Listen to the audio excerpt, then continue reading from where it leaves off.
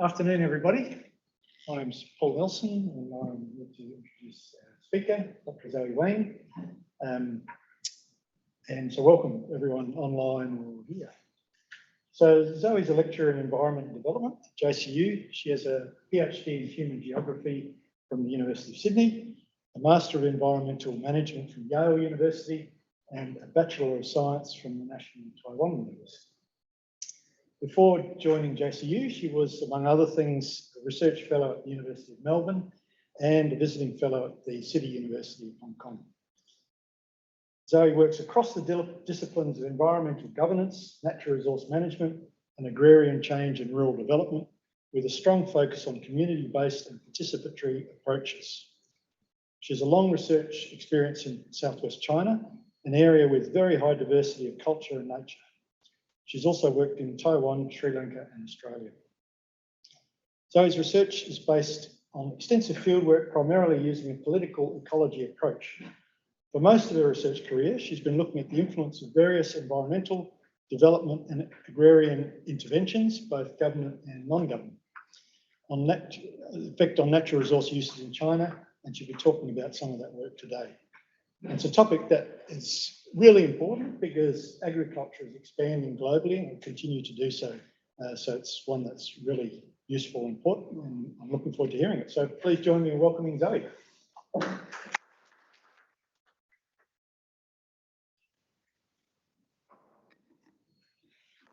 Thank you, Paul, for the introduction, and thank you for everyone who come today, both here and online. And before I start today's talk, I would like to acknowledge the traditional owner of the land on which I'm standing on, where I'm working and living. Also acknowledge the connection to this beautiful part of the world, and also pay my respect to the elders, past, present, and future. And the topic today is scaling up agriculture, the dynamics of land transfer in inland China. And today's talk is mostly based on a paper published in World Development Journal last year with the same title. And this paper is based on ARC Discovery Project, which I collaborate with many researchers based in Australia as well as in China. And my contribution to this paper is based on my many years of experience working in Southwest China. So since this is the first time I'm doing a public talk at JCU, so I want to introduce you a little bit about what I have been doing in China. So for more than a decade, my research focus has been in Yunnan province in Southwest China. And the reason I chose this particular place to do my research is because this is a fascinating part of the world. If you have ever been to Yunnan, you know what I mean. You can see the location of Yunnan province on this map. Okay. Here. This is fancy. So here. So Yunnan is bordering Myanmar, Laos, and Vietnam. And to the north, within Chinese border, Yunnan is bordering area, including Tibet. So you can imagine that elevation of Yunnan really changes a lot. So in the north part, you have the highest peak from 6,700 meters above sea level to almost flat land to the south. So for my PhD work, I work in northeast part of Yunnan, is this area. And the average elevation is about 3,000 to 4,000 meters above sea level. And the landscape look like this. So all those photos are taken in northeast Yunnan province. So you can see a lot of alpine meadow, snowy mountains, and the photo of the center, in the center bottom, is the village where I stay for a lot of time during my PhD work. And you can't see that very clearly from this photo, but from that village, you can actually see the upstream of Yangtze River, the longest river of China. So this is really just a beautiful and fascinating part of the world. And since 2016, I moved my research focus from the north part of Yunnan to the south part of Yunnan, where coffee has been growing for more than a century. And as you can see from the photo, the vegetation and the landscape is totally different from the northern part of Yunnan.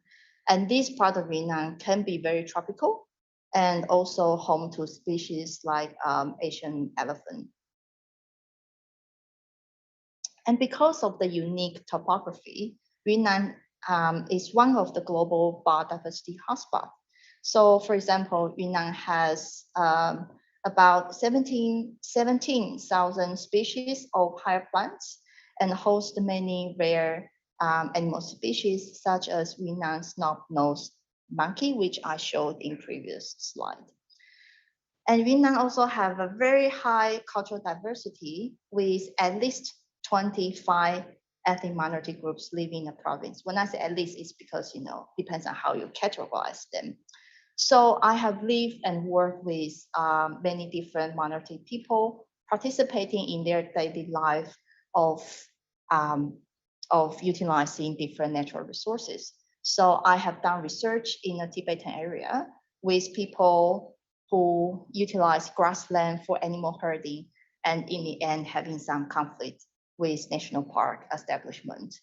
And also I have worked with E-people. E-people is the photo from the top left, and I observe how they manage their forest with their, I observe how they manage their collective forest and how they utilize the non-timber forest product.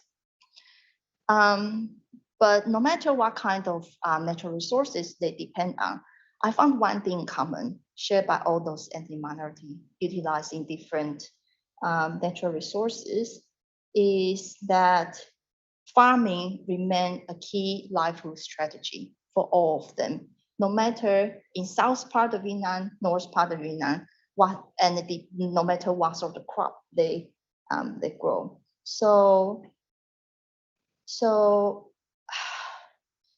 And the agriculture or the farming style I observe is mainly, family managing their family plot. And this is a very different picture from what usually people see nowadays about China's agriculture. So on internet, on the news, we often see, the picture of expensive agricultural operation with machinery operations and things like that. But this is not the case that I witness and observe. So I have these questions, right, in my mind. Is my observation wrong? But together with all the collaborators I have in Australia and China, we all have various experience in different parts of China. We want to know if this smallholder farming a thing in China, or it was just coincident that I was attracted to, this particular part of world that smallholder farming is still a dominant thing. So let's go back to look at the agriculture and the food issue in China. So China is dealing with a lot of challenges in its agriculture sector. First, it's a tremendous challenging task to feed its 1.4 billion people, right? And failing to provide food security will be a disaster, socially and politically. In Chinese, we have a saying called 民以食为天, which means people take food as their heaven. So you see how important food is for Chinese people. And politically, the most important agenda for the Chinese Communist Party is to retain its regime. And making sure people are fed is very, very, very important because we know hunger can breed discontent. And more than being fed, Chinese middle and upper class has been pushing the demand for many foods, including such as meat and fruits. And for example, China consumes more than half of the world pork. And I think annually, China imports over 1 million metric tons of pork, and most of the pork consumption are actually provided domestically. And China also have a growing appetite for fruits, especially tropical fruits. For example, banana. Paul, this is for you. And in mainland China, only very, very limited area can grow banana. And some area are actually located in Yunnan. I think annually, the demand for banana in China is about 12 million tons for Chinese people. So you can see that China really needs a lot of land and resources to grow food or for animal feed. And another challenge is facing China's agricultural sector. It's aging rural population due to one-child policy and also the strong migration from rural to urban area after the reform and open era when China opened up economy. And if you look at the graph I show here, the dark blue shows the population in the rural area, in the countryside, and the lighter blue shows the population in the city. So you can see in the past 10 years, it's steady growth of, urban population. And I think at the moment, about 60% of China's population live in the city. So really not much people left in the countryside to farm. And whoever left there are older people. And China also had problem of extensive soil and water pollutions. About 20% of arable land, farmland in China are polluted. And water pollutions, I don't have a figure for rural water, but I have a figure for urban water, which says 85% of water in the urban area are polluted. And I believe the number could be higher in the countryside, because in countryside simply much less stringent regulation and implementation, and also a lot of excessive use of pesticides and fertilizer. So it's also very important for Chinese government to secure the base for food production. And another problem we have is, China has, is food safety. We all heard a lot of, food safety problems in China. So it's really important for Chinese government to better regulate the food production and supply chain. And finally is the issue of modernization of farming and supply chain. I'll just give an example using sugarcane here. So in North Queensland, how we farm and harvest sugarcane is by machine, right? But in Yunnan, where there are a lot of sugarcane plantations, it is still harvested by manual labor. So there's no machine harvesting of sugarcane plantation. So it's still a long way to go for China to modernize its agriculture.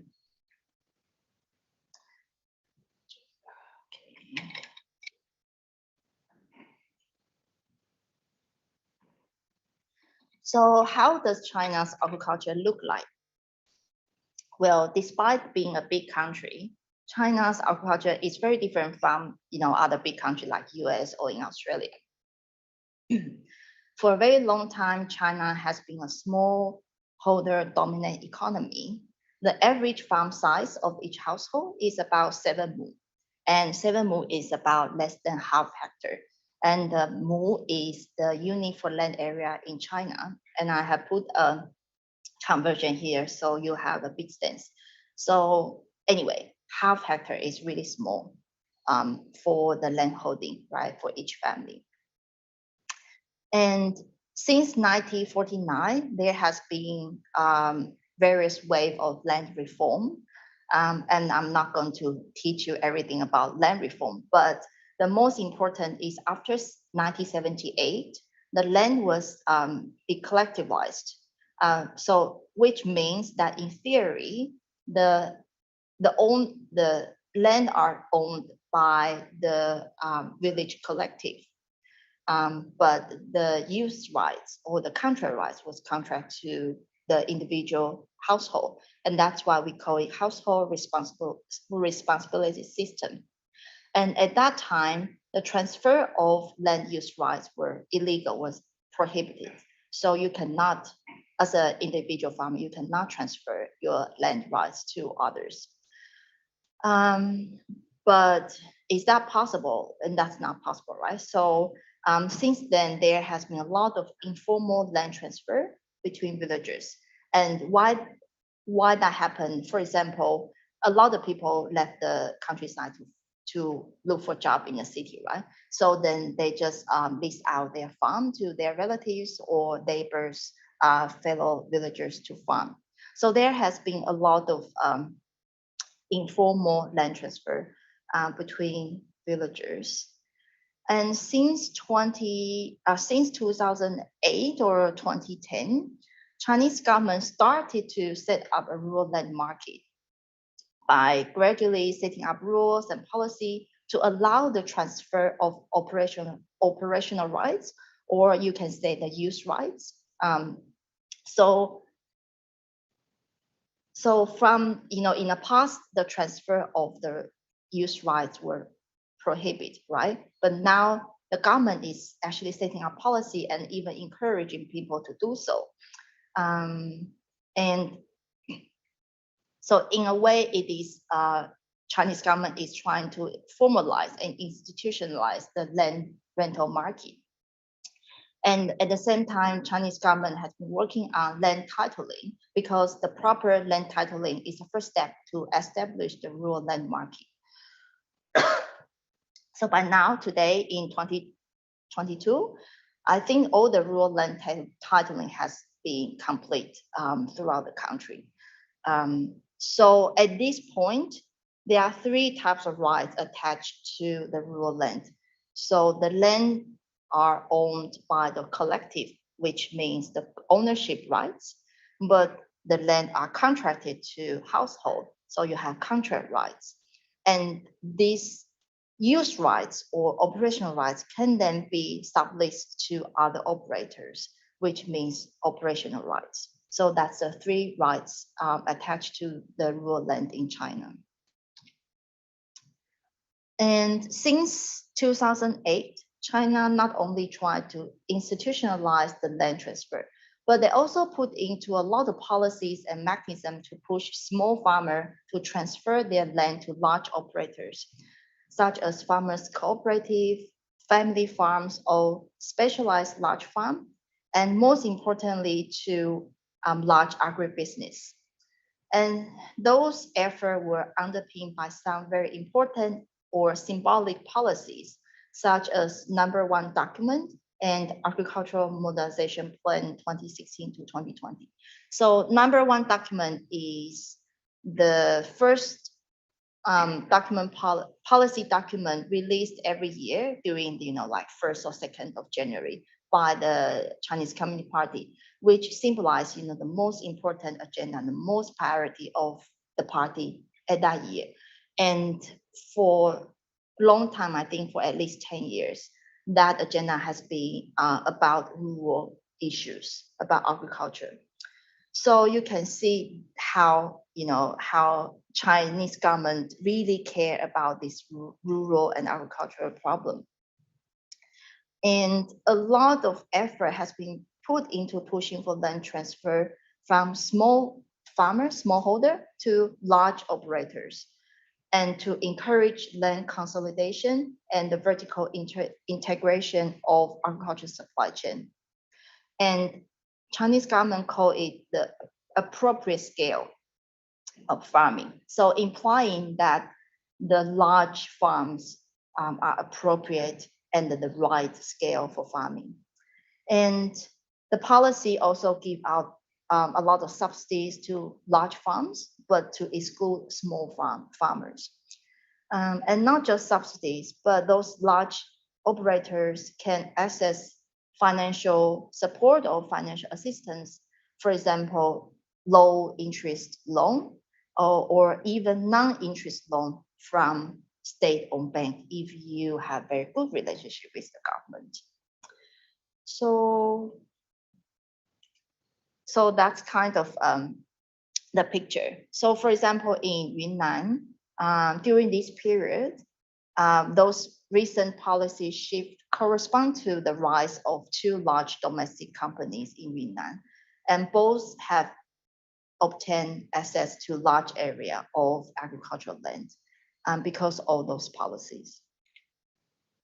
And not only the central government, but provincial government also have policies promoting land transfer to large operators. So I list three provinces that are all in the eastern seaboard. I'm not going to go through all of them, but I'll just give the example of the first one, which is Jiangsu province. So Jiangsu is where Shanghai is located. So, very advanced province. So in Jiangsu, the provincial government will give incentive or reward for land transfer between 100 to 300. And this reward is not to give to individual farmer, but to give to township government. And during the 7 years of policy promotions, a total of 450 million RMB was provided by the provincial government to the township for promoting this policy. And this kind of incentive to the local government actually plays a very important role in rural land transfer, which we'll discuss later. And even the international media paint a picture of, an inevitable transition in Chinese agriculture from inefficient smallholding to a more efficient and modern new operations. So you can see The Economist or the New York Times, both article in 2018 suggests China's small farm is inefficient and they are going to become a bigger, consolidated farms, and everyone is going to enjoy the modern life and live happily afterward. So both the Chinese government and the people outside China all consider, first, smallholding farming is inefficient, and second, transition to a large operation will modernize the agriculture sector. So as a result of the policy promotion, land transfer rate increased from less than 10% in 2008 to about 35% in 2016. So as land transfer is such an important matter, of course, a lot of research has been done. However, most of the literature concentrate on coastal area. And one reason is because that's the main grain cropping areas. And second, because of the relative, easy access to the coastal area. So very little analysis looking at regional variation or variation by crop. And if they look at regional variations, they mostly depend on modeling or national stats. And so almost no analysis, very little, almost no analysis on regional variation based on qualitative data, qualitative research. And also there's no discussion about the dynamics between different actors that has something to do with land transfer. And we also found that very discussions about farmers' perspective on land transfer. So overall, there's little discussion of how land transfer practice may be different from grain cropping areas and those with specialized cash crop. And as we know, the requirement of different crops for land, labor, for input, and also the different types of land can all shape, the different factors or different opportunities for land transfer. So we want to know, is scaling up agriculture happening in the inland provinces with cash crop? So our team had opportunity to investigate this question by assembling, a really good collaborative team. There were 4 of us based in Australia, and including myself, and 2 of us have long time experience in a certain area with a particular crop. So I look after coffee in Yunnan, and Brooke Wilson from La Trobe, who has been working on Three Gorge Dam issue, looking after her field site in Hubei with established orange industry. And then we have Chinese collaborator in different parts of China with specific knowledge of the site. So the selection of the other two sites, Shanxi and Hebei, were based on the suggestion of our Chinese collaborator. So in the end, we have 4 sites in 4 provinces, and all these sites are mountainous area, specializing a certain cash crop. We also intentionally select at least one village out of from each province that has active agribusiness, because we want to see the dynamic of land transfer when agribusiness is present. And in the end, we conduct a household survey with 915 households and follow up with interviews with different actors, including farmers, party secretary, corporate leaders, officials, and migrant labor, etc., etc. So now I have about half hour to present the key finding. And some of these key findings were included in the article we published, but not all of them. So first, let's look at the characteristic of the farming household and their farm. So the average household is about 3 to 4%, and about 1 to 2 person mainly doing the farm. And it's usually the old parents doing the farming. As you can see, the average age of person doing most farming is around their 50s. So it's kind of, fit into the image of how we understand of Chinese farming families. And one thing you need to pay attention is the part that I highlight in light green is the average household contract flat land, which means, how much flat land owned by each family. It's extremely small plot for each family, right? So range from 0.3 mu to 3.6 mu. So very, very limited flat land for farming. And if you look at the next column, which is the sloping land owned by each household, okay, it's slightly bigger, but not too much, right? Only in Yunnan, every household every household has about 26 mu of sloping land. It's because Yunnan, it's the frontier, so far away, and there's a lot of unutilized land or wasteland or forest converted to land, things like that. Another important thing to note in this table is the last column, which is about the primary income source across these 4 sites. So the primary income source in both Hubei and Yunnan, which is orange and coffee, is from farming. So very high percentage of income comes from farming, but not so much for the other 2 sides. The other 2 sides, the percentage of farming as their primary income source is much lower. And then we look at the gross household income. So this survey was done in 2019. So we asked people how much you earned in 2018 and how much you earned in 2013. We want to see the changes. So in all sites except for Yunnan, there has been substantial income growth across all the sites except for Yunnan. And the reason for Yunnan is because in 2012 or 2013, the global coffee price was at its peak. So that's why people earn a lot. The coffee farmer earn a lot in 2013, but then the global coffee price declined after that. So except for Yunnan, all other sites has very significant income growth. And across 4 sites, very predominantly people identify themselves as small farm. So more than 90% of our respondents across 4 sites say they are small farm. They are not specialized farm, they are not family farm, they are not agribusiness, but they are small farm.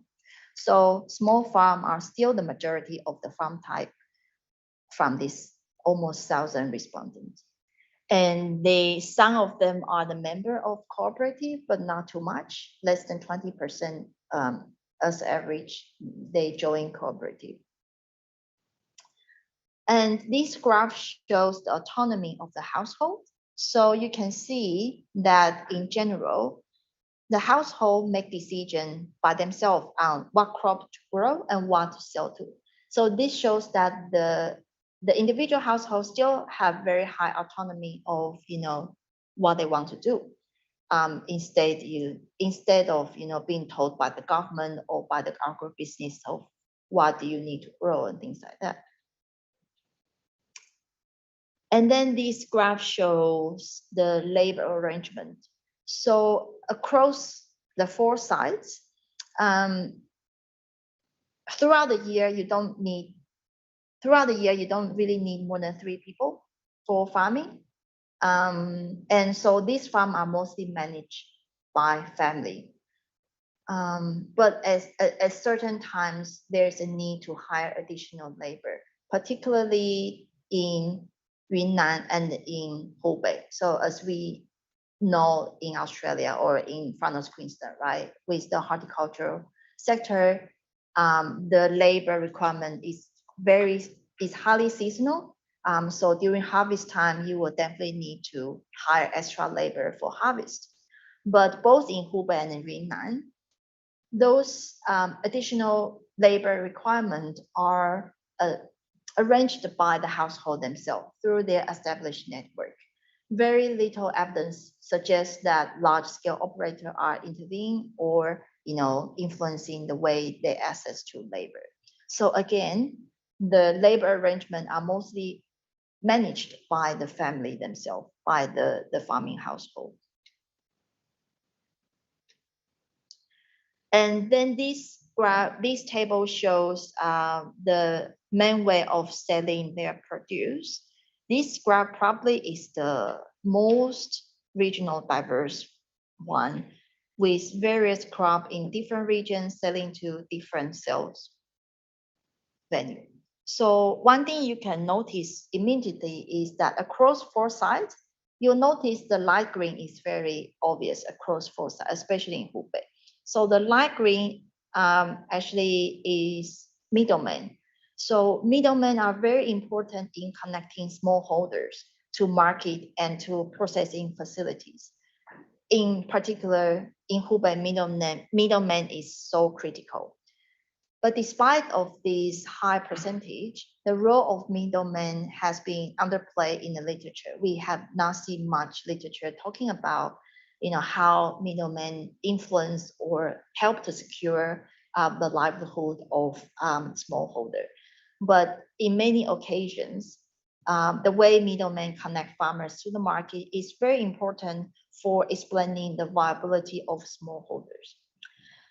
And if you look at Shanxi and Yunnan, particularly in Yunnan, selling to agribusiness is quite common. And even in Yunnan, selling to agribusiness is a dominant way of sales. So Shanxi is tea and Yunnan is coffee. And in Yunnan, many international and domestic companies, they regularly purchase coffee from the farmers, and many of them have procurement and processing factory close to the village.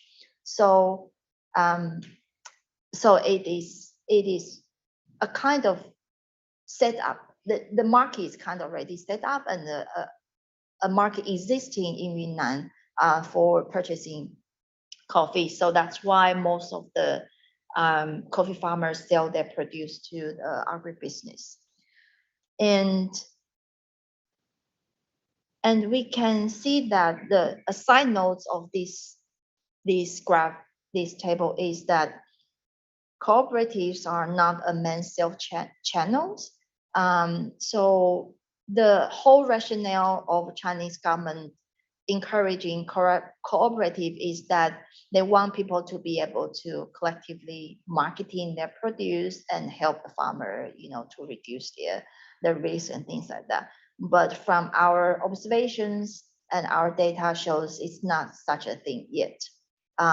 Cooperative are not a main, selling venue for farmers. And now we look at the land transfer. So here we ask household of whether they lease out their land to others. And so from the first column here, you can see that across 4 sites, very little percentage of leasing out flat land, right? In 2 sites is 0. No one lease out their flat land. Remember, flat land is really limited. So it's so precious that people don't want to lease out their flat land. And even with people with province that do have data of leasing out, only the Shanxi has quite substantial percentage, about 32% people lease out their flat land. And if you ask whether you lease out your sloping land, there's a little bit more, but also very little extent compared to the national stats. And even with Yunnan, where each household have 26 mu in average, only 2% of household lease out their sloping land. And then we also ask people, do you lease in land? Do you rent land to farm? This is a question that not so many other research has done.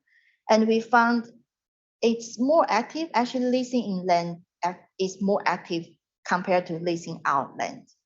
But it's also the extent is quite small. It's about 10% or less than 10%. And one thing to notice about leasing out land is the majority of them still lease out to villagers rather than large operators. I don't have data here, but the data is in the paper if you're interested. But most of them still just lease out to small farmer like themselves.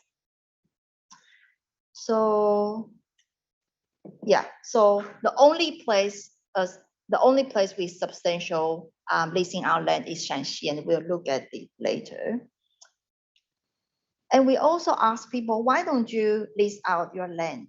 So the first table on top showing the reason for not leasing out land, and in Hubei, where people grow orange, is simply just it's more profitable to grow and sell orange than renting out the land, right?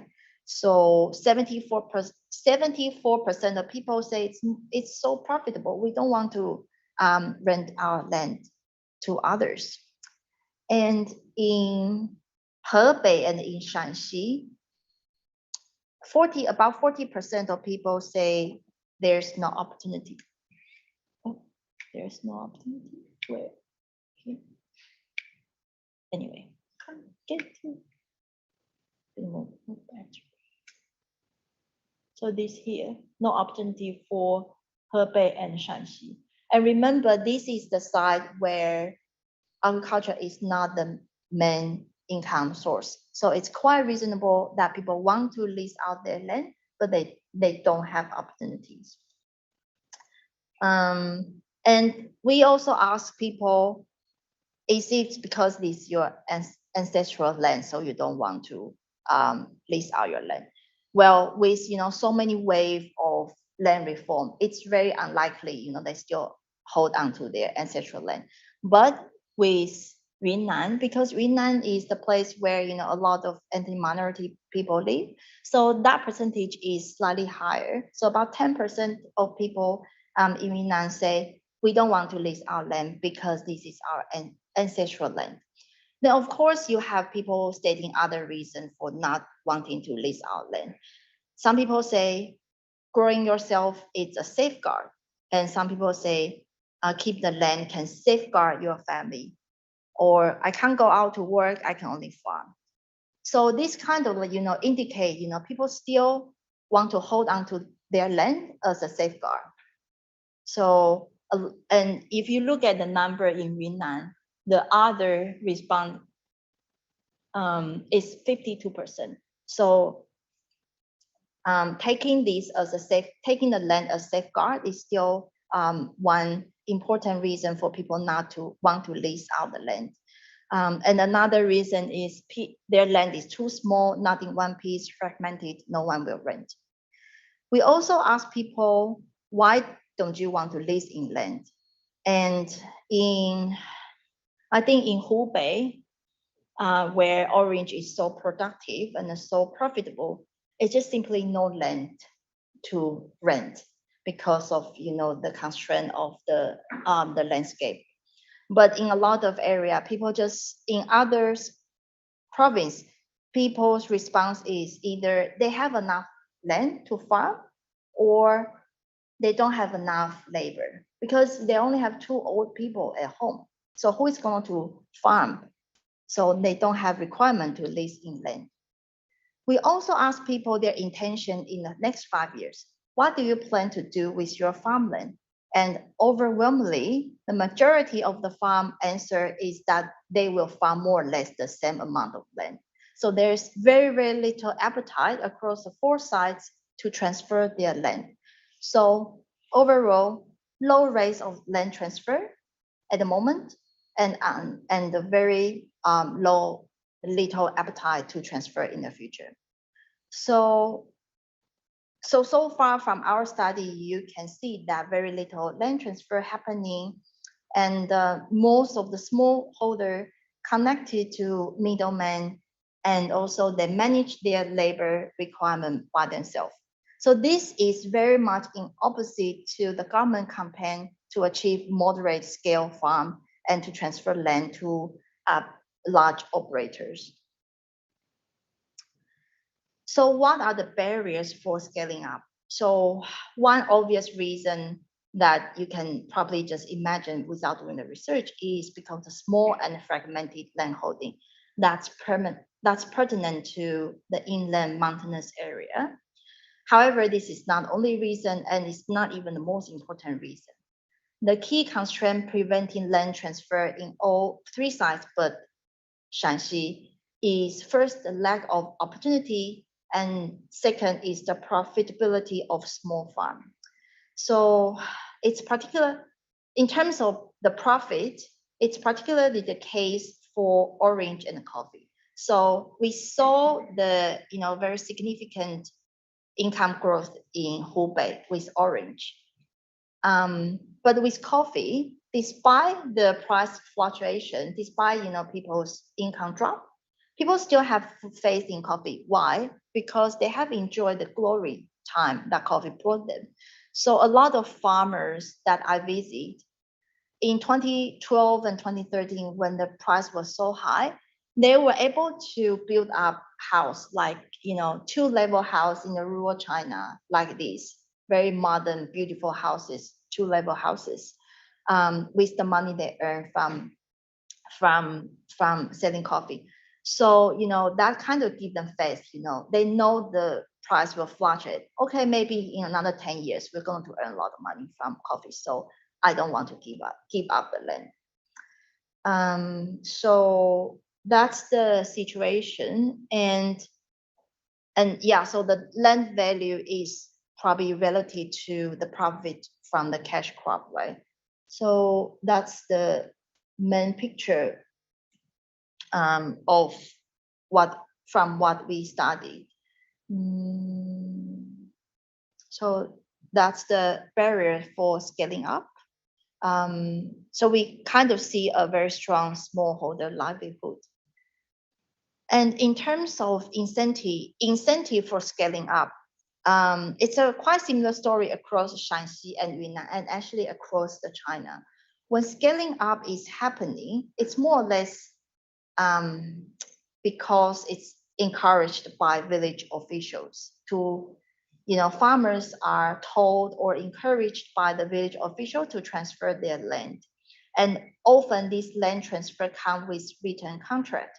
And the lease term can be as short as 5 years or even to 50 years.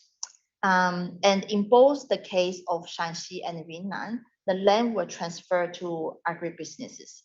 And usually those businesses have very good relationship with local county government, provincial government, or sometimes even with central government. So, so one coffee company that has access to a large area of land, they were able to access to zero interest loan from the state-owned bank, even though they have been, losing a lot of money, things like that. So it's just unimaginable how things operate. And so remember, I also showed the policy was encouraged, the policy provide, in Jiangsu, the policy provide incentive to encourage township government for land transfer rather than to provide incentive for the local farmer, right? So you have this various level of government having, different policy goal and different incentive, and then it kind of like, push the farmers or push the lower level of government trying to achieve that goals. And this phenomenon is observed across China. And so very often the local officials or the people who affiliate with party leaders or parties act as intermediary between the villagers and between the agribusiness. And in some cases,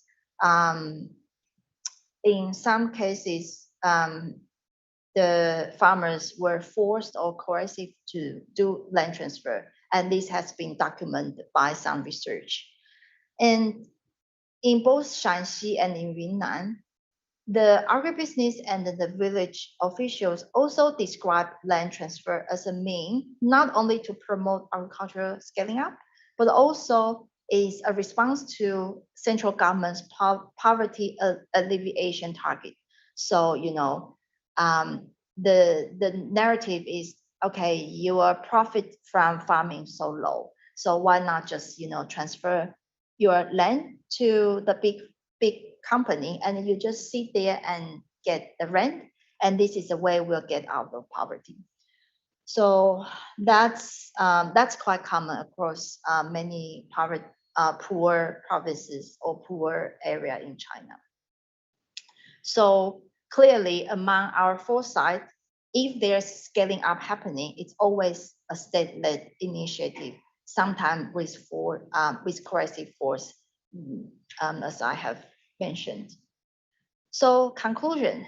So while Chinese government has pushed the small farmer to transfer their land to a large operator in an effort to consolidate farm to modernize agriculture, in general, land transfer is quite limited in inland China.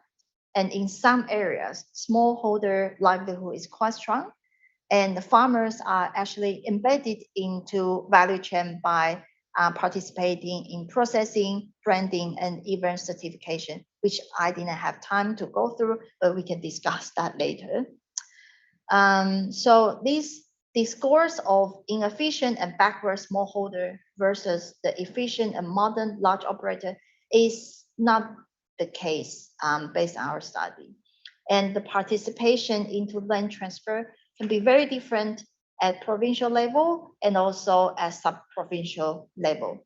So even in Yunnan, with same crop, you would have very different dynamic, very different scenario, and very different outcome of land transfer rate.